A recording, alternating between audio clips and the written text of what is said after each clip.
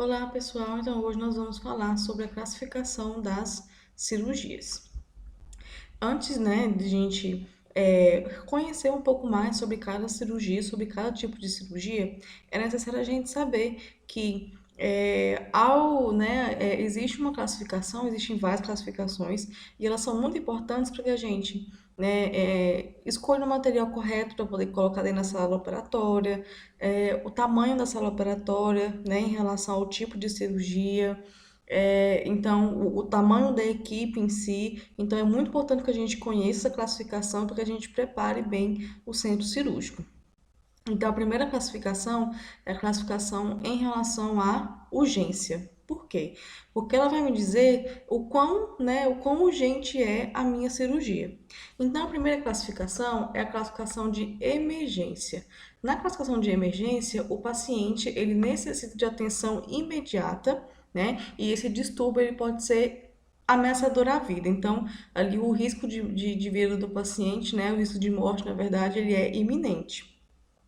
Essa cirurgia, ela tem então, né, de cunho imediato. Se o paciente não realizar esse tipo de cirurgia, né, que ele necessita naquele momento, ele pode vir a óbito. E aqui a gente tem alguns exemplos de tipos de cirurgias que podem levar o paciente, a óbito se ele não for operado. Então, um sangramento grave, né, uma hemorragia, obstruções vesicais ou intestinais, fratura do crânio, feridas por armas de fogo ou por arma branca e queimaduras extensas também estão aí aptas a serem de emergência. Outra classificação dentro da de urgência ainda é a cirurgia de urgência. Na cirurgia de urgência, o paciente ele precisa de atenção rápida, né? Diferentemente da de emergência, ele pode esperar aí um período de 24 a 30 horas sem, né, maiores riscos à sua vida, né? E passou desse horário, desse tempo, pode sim aí vir a óbito. Então, os exemplos são infecção aguda da vesícula, cálculos renais e uretrais. Outra classificação é a necessária, que é onde o paciente precisa realizar a cirurgia. Nessa classificação, o paciente ele não corre risco de vida, certo? E a cirurgia, então, ela pode esperar semanas ou então meses. Não é um caso de urgência, então o paciente aí pode se programar para poder realizar essa cirurgia.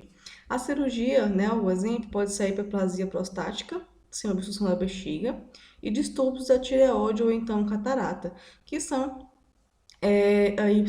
patologias que não vão, obviamente podem trazer desconforto ao paciente, mas ele pode esperar até alguns meses. A eletiva, né, aí as pessoas confundem muito a eletiva com a necessária. Então, a eletiva, o paciente, ele pode ser operado. Isso quer dizer que se ele não for operado nunca, ele pode conviver tranquilamente, então, com aquela condição. Então, aqui na eletiva, ele está apto a ser operado, porém, não é necessário. Causa aí um desconforto, digamos assim, mais na questão da autoestima do paciente do que em relação à necessidade da cirurgia. Então, um exemplo disso é a reparação de cicatrizes, onde a cicatriz ela pode até incomodar um pouco visualmente, ou então ter criado algum tipo de queloide que incomoda, que às vezes dói um pouco, mas o paciente não corre risco de vida e pode viver tranquilamente sem esse tipo de cirurgia. Outra cirurgia, outro exemplo, é a hérnia simples, né? E outra também é a reparação vaginal, que as mulheres geralmente escolhem fazer. E a última, né, acho que quase não dá para vocês verem aí no slide, para mim que também tá um pouquinho ruim quando eu coloquei para apresentar. Mas a última opção aqui é a opcional, que é onde o paciente ele vai decidir fazer. Ele não precisa fazer aquela cirurgia, mas ele quer fazer mesmo assim. Geralmente essas cirurgias são de cunho estético, que aí são as cirurgias plásticas. Outra classificação, né, da cirurgia é em relação ao tratamento, ao tipo de tratamento. Então, nós temos aqui, né, o tipo de cirurgia em relação à finalidade do que vai acontecer naquela cirurgia. O que que, né, por que que o paciente está indo à mesa cirúrgica. Então, a primeira, né, é a curativa. Então, o paciente aqui, ele vai entrar para a sala de cirurgia com o objetivo de quê? De extrair, né, ou então corrigir a causa da doença. Então, a partir do momento que o paciente entra na sala cirúrgica com a finalidade curativa, ele tem então o objetivo de sair de lá sem aquela patologia da qual ele entrou. Um exemplo disso é a apendicectomia, que é a retirada do apêndice. A outra classificação em relação à finalidade é a paliativa, onde o paciente ele vai entrar dentro do centro cirúrgico com o objetivo de atenuar ou então buscar uma alternativa para melhorar a condição de vida. Então, ele não vai sair do centro cirúrgico curado, porém, ele vai sair com uma qualidade de vida muito melhor em relação a seu problema.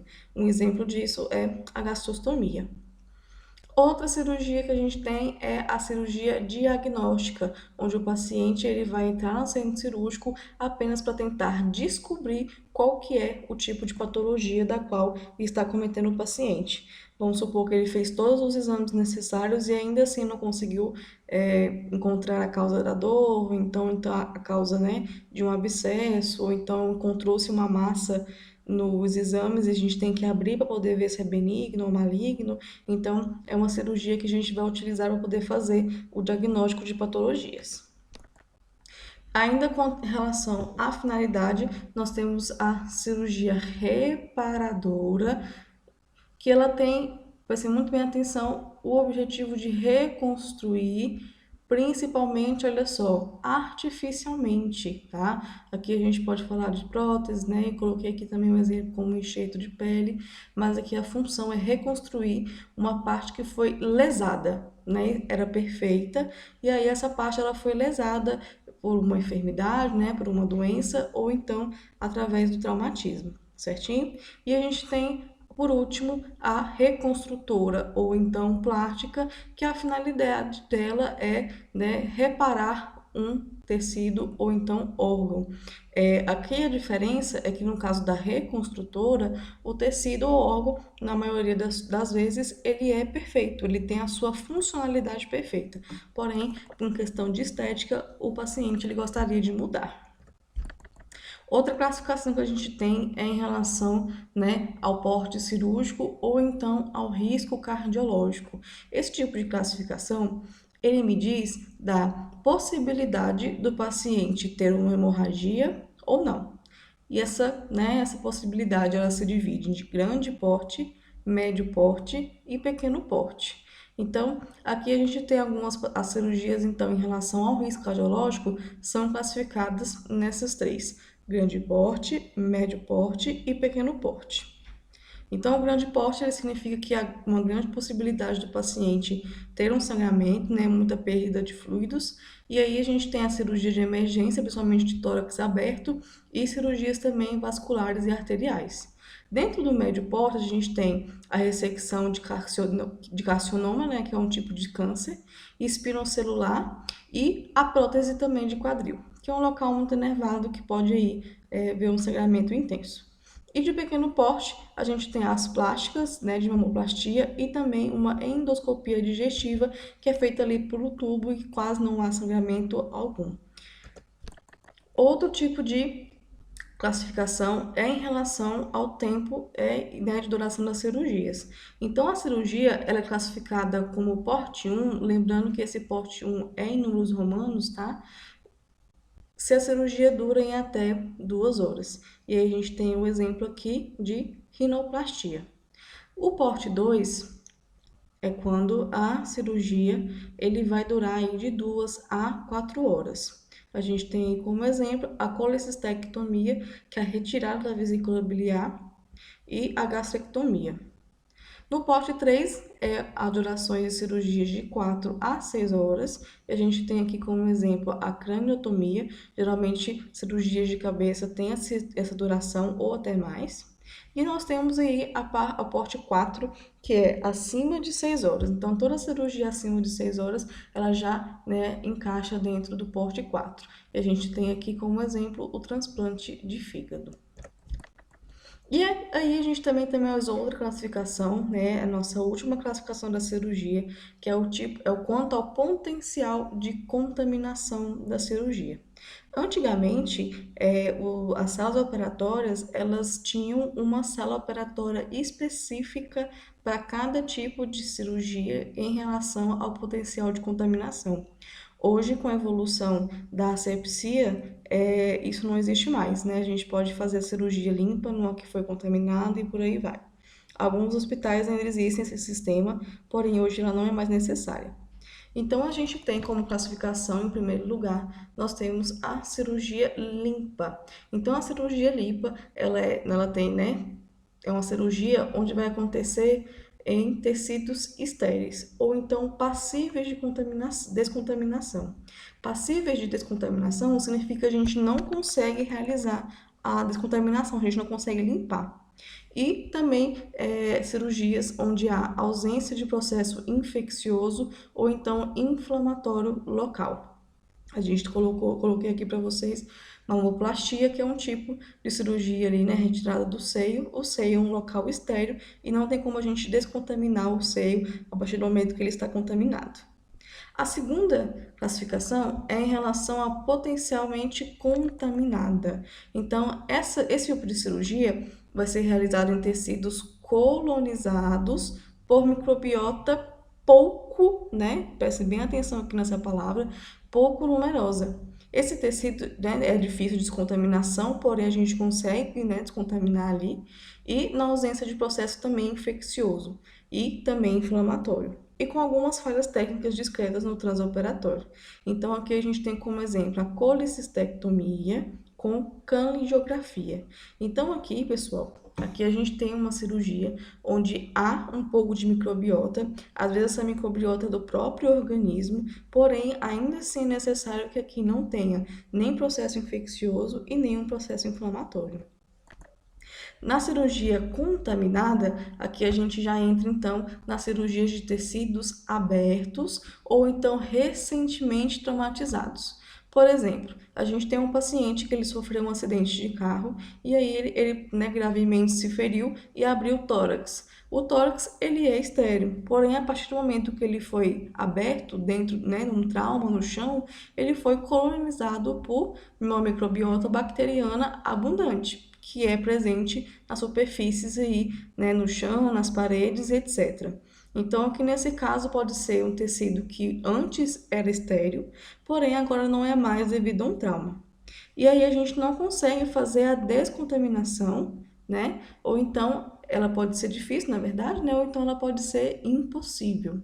E aí também pode ser considerado contaminado quando durante a cirurgia há uma falha, né, pelo próprio cirurgião. E aí um tecido que era estéril é contaminado, seja ele por materiais ou então por roupas, né, vestimentas e etc.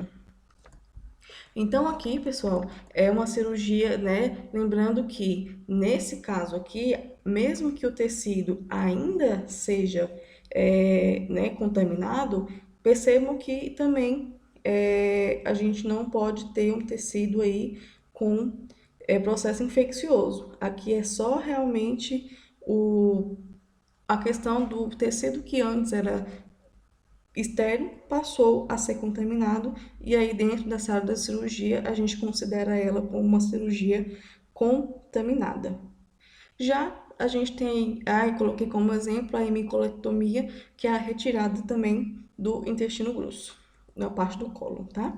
E aí a gente tem por último a cirurgia infectada, que é a cirurgia em um tecido que tem um processo infeccioso. Então, finalmente a gente chegou aí na parte da cirurgia que tem um processo infeccioso, tem um processo inflamatório acontecendo, né? Ou então tecidos necróticos, corpos estranhos, feridas, né, de origem suja, que aí elas são consideradas cirurgias infectadas. Coloquei como exemplo cirurgias do reto, que já são contaminadas por si, ou então o ânus, né, com secreção purulenta, e aqui também poderia entrar uma apendicectomia já supurada, né, já infeccionada, inflamada. Também entraria aqui dentro da infectada.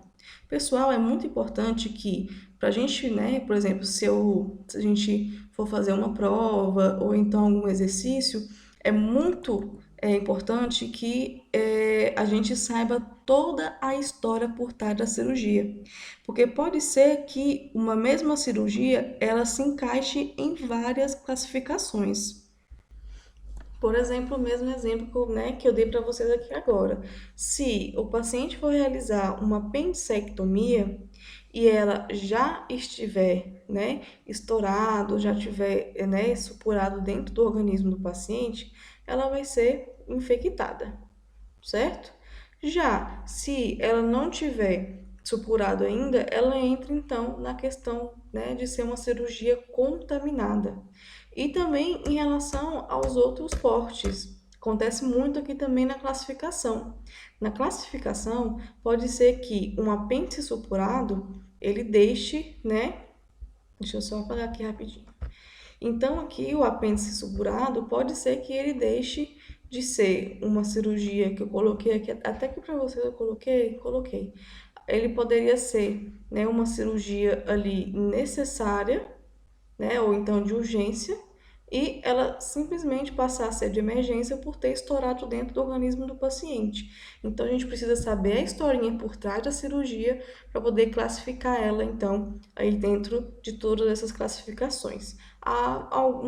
Né, algumas que não mudam muito, são em relação ao porte, né, ao porte cardíaco, ao porte cirúrgico, ou então em relação à finalidade, tá? Então, no mais é isso. Sabendo disso, a gente já consegue entrar agora então no transoperatório, que é o próximo tempo, né, cirúrgico aí, momentos operatórios que a gente vai estudar na nossa matéria de clínica cirúrgica, tá certo? Então é isso, pessoal. Bons estudos para vocês e até mais.